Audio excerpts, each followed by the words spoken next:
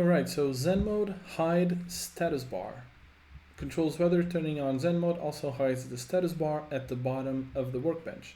So this is set to true by default. If we go to zenMode, we will not have the status bar there.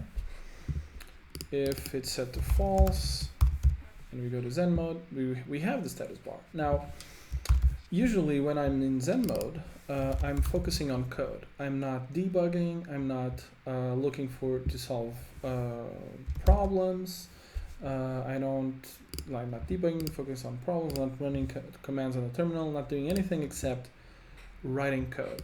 So to me, zenMode is just to focus on code, and I don't want to worry about, I don't want to be distracted by problems that show up. I'll work, by the time I'm finished working on code, I'll take a look at the problems and some mistakes that I might have made, and I'll just fix them. But in zenMode, I don't want to see the status bar. So I'm going to leave the settings set to true.